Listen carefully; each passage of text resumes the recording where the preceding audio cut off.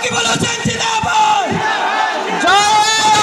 जिंदाबाद, प्रियंका गांधी जिंदाबाद, प्रियंका गांधी जिंदाबाद, प्रियंका गांधी जिंदाबाद, प्रियंका गांधी जिंदाबाद। बढ़िया चुप करो, सबका साथ है। प्रियंका गांधी जिंदाबाद। मैं बोलूं? हाँ, तो सुनो सुनो, एक बार जोर से बोलो, जय अखम। धन्यवाद। कैसे हैं आप? गर्मी है आज, दूर दूर से आए हैं, बहुत इंतजार कर रहे थे क्या? जल्दी जल्दी बोलूं? नहीं। श्री जितेंद्र सिंह जी, श्री भूपेन बोरा जी, श्री देवव्रत सैकिया जी, श्री रकीब उल हसन जी, श्री गौरव गोगोई जी, श्री जाकिर हुसैन जी, श्री अबीदुर जमान जी, श्री पृथ्वीराज साठे जी, मंच पर विराजमान सभी नेतागण, सभी पदाधिकारी, मेरी प्यारी प्यारी बहनों, प्यारे भाई, आप सब इतनी दूर से यहाँ इतनी बड़ी तादाद में मेरी बातों को सुनने आए हैं, इसके लिए सबसे पहले मैं आपके प्रति अपना आभार प्रकट करना चाहती हूँ। आपको सबको हिंदी समझ में आती है या अनुवाद कराऊं? ठीक है, समझ में आती है। देखिए, ये कोच राजवंशी की धरती है, महामाया धाम यहाँ है, पंचपीर दरगाह यहाँ है, गुरुद्वारा श्री तेग बहादुर जी का यहाँ है।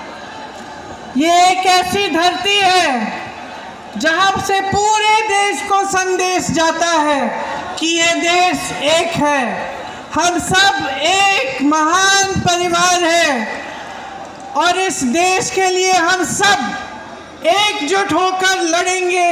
इस देश के लिए हम सब एकजुट होकर अपनी जान देने के लिए तैयार हैं।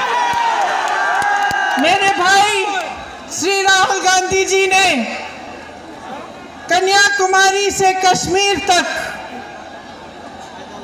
और मणिपुर से मुंबई तक यात्रा की। वो यात्रा भारत जोड़ो यात्रा थी, पहली वाली, और दूसरी यात्रा भारत जोड़ो न्याय यात्रा थी। आप सबके पास भी गुजरे होंगे, आप सब ने देखा होगा कि वो ये यात्रा क्यों कर रहे थे। वो ये यात्रा ऐसी जमीन की भावना के तहत कर रहे थे। वो ये यात्रा इसीलिए कर रहे थे ताकि पूरे देश को याद दिलाएं कि हम सब इकट्ठे हैं, हम सब एक हैं और ये देश हम सब का है। आपने देखा किस तरह से जहां जहां राहुल जी जाते हैं वे सिर्फ सच बोलते हैं। किसी को पसंद आए ना आए, किसी को अच्छा लगे ना लगे, लेकिन वो सत्य बोलते हैं और सत्य के पथ पर चलते हैं। ये जो सच्चाई और सत्य की परंपरा है, ये हमारे देश की पुरानी परंपरा है। हमारे धर्मों ने हमें सिखाई, हमारे महापुरुषों ने हमें सिखाई और पूरा देश की राजनीति की जब नींव डली तब इसी परंपरा पर डली।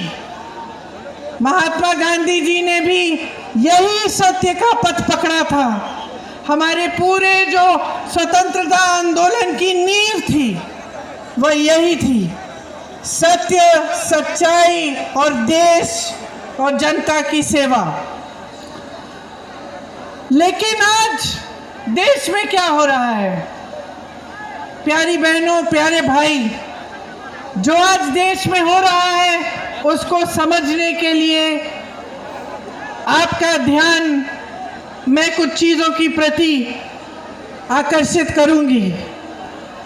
देश में जो राजनीति चल रही है, असम में जो राजनीति चल रही है उसको आपको गहराई में समझना पड़ेगा।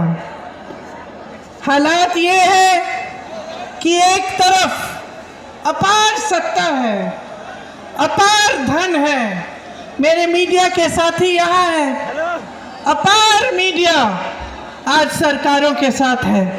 एक जमाने में मीडिया सरकार से सवाल उठाती थी, नेता कुछ गलत करता था तो जनता का प्रतिनिधित्व मीडिया करती थी, सवाल उठाती थी, पूछती थी।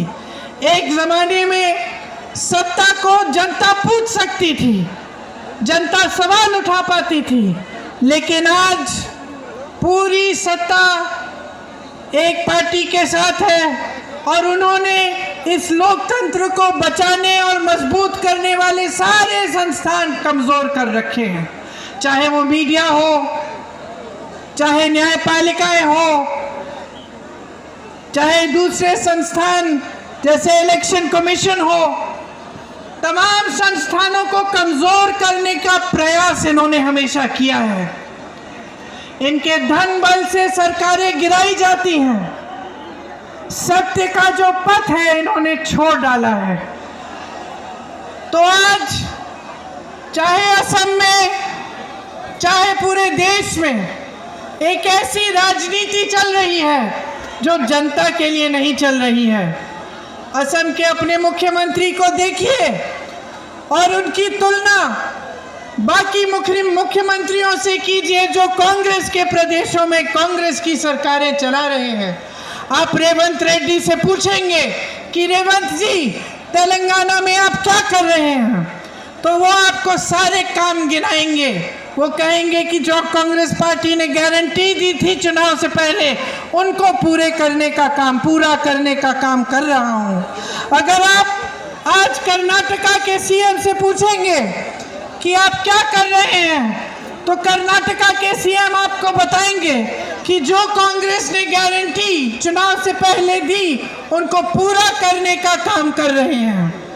इसी तरह से जहां जहां कांग्रेस की सरकार है आप वहां के सीएम्स को देखिए और आपको पता चलेगा कि सेवा के लिए समर्पित हैं। लेकिन यहाँ असम में माफियाओं का राज चल रहा है।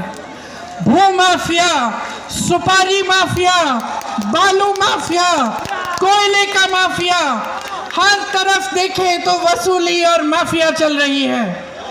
यहाँ पे सरकार जितने स्कैम करती है, चाहे वो किसान का संपदा स्कैम हो या पीपीई किट पे स्कैम हो या फ्लाईओवर का स्कैम हो, चाहे गाय की तस्करी जो खुलेआम हो रही है और कोई रोक नहीं रहा है, ये सारी चीजें चल रही हैं आपके प्रदेश में, लेकिन विकास का काम नहीं हो रहा है, आपका काम नहीं हो रहा है।